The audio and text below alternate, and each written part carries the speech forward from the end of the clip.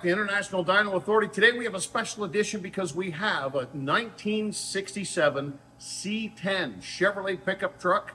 It originally came in with a 355 cubic inch small block. We have a sister company called LS Depot. And at LS Depot, what do? We sell LS engines. The LS engine went through there. It was swapped into this truck. It's an L94 with a 6L80 transmission behind it. That's the Cadillac version that comes out. Should make big horsepower. We're going to tune it today, and we're going to show you each and every step as we go. So we are now fuel injected, and we are right into the modern era. He'll be able to turn the key, start this. It'll run good, it'll work good, and hey, it's probably going to make somewhere in the range of 400 horsepower, 400 foot-pounds of torque, long tube headers. This machine is going to wake this truck way up.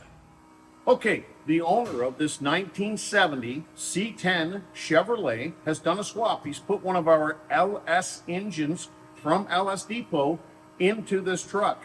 Now, a few things we want to point out that are very important when you do a swap. Here's one of the big ones. The position of the mass airflow sensor. We want to have that as far away from the throttle body as possible, and you want to maintain the size of this tube. You can go smaller, no problem, but don't go bigger. We don't want a great big 5 or 6 inch tube on here. It doesn't make more power. Just leave the throttle body the way it is. It's not going to make you more power. You are not at the edge with that. Now, a few things you want to have. Stock injectors, if they are able to support your package. Stock injectors, stock mass airflow, stock throttle body. All of those are going to work awesome. It's going to wake this truck up big time. 2 sensors we have to have, the right bank and the left bank narrow band, or the oxygen sensors that come from the factory. If you do replace them because maybe you broke them or a wire doesn't look good, go to the dealer, put the OEM ones in. If you lose a crank sensor, put the OEM. Don't go and buy an AC Delco from Napa and think you're getting the same thing. It won't work. It's going to quit on you, and you'll be fighting it the whole time. So those are some really important points when you do your swap with an engine from LS Depot.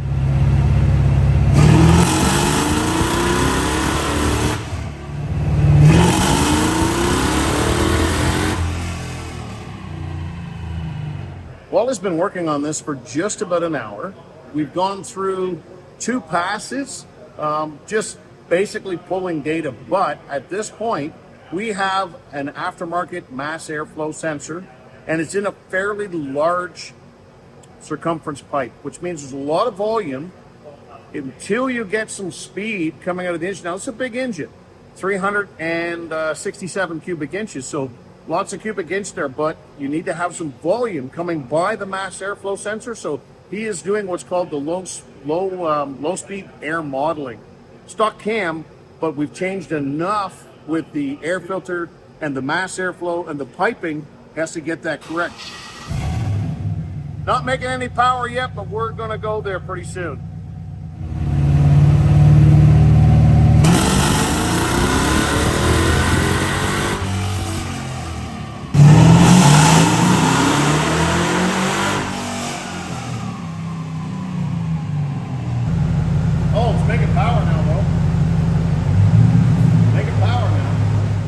After making several passes, we're starting to just creep up on the tune. I figured when this truck came in, it should make around 400 foot-pounds, around 400 horsepower. It's getting closer and closer. Wally has been behind the wheel, making the changes and looking at the data. This last pass is beautiful. Everywhere we look, the horsepower is good, the torque is coming up nice, and if we look at where we are, we've only revved it to about 5,800, and it's still going straight up. So at this point, 318 horsepower to the wheels, 336 foot-pounds of torque at the wheels. If this was a stock truck engine, like out of a Silverado, we'd be all done. That'd be pretty much, we'd be happy, because everything's kind of very heavy, and you have to go through a transfer case and a really heavy drive shaft. This still has modern stuff, and it's all Cadillac stuff. Cadillac 6L80 transmission, and a 6.2 liter out of the Cadillac, the L94. So he'll keep working at it, and we'll keep seeing the numbers go up and go from there.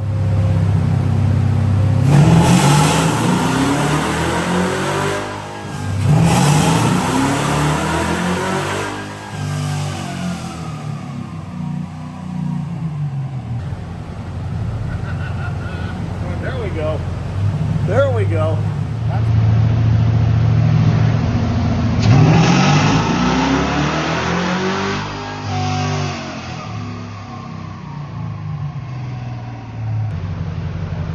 That's nice.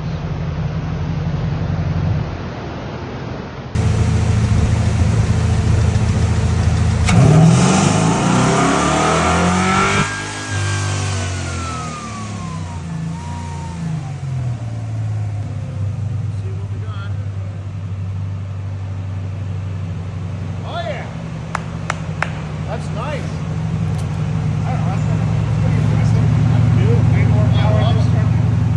When we started today, we know that the engine under the hood is roughly a 400 foot-pound, roughly a 400 horsepower engine.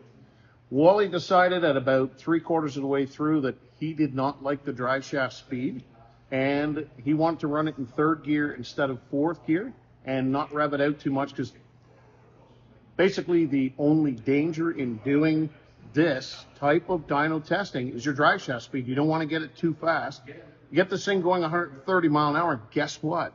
It's going to drop the drive shaft out, and that makes kind of a mess. So we kept our drive shaft speed down. We were able to pull this thing in third gear. We made right about 370 horse when we're all done to the wheels in third gear. And of course, because of the lower gear, it's going to accentuate the amount of torque, but it does make 460 foot-pounds of torque in third gear, 371 horsepower. The tune is good. It's clean. It starts well. It drives well. Now they're just about to go out on the road and do the road test. Very happy with the way this tune turned out between Ellis Depot and International Dyno Authority.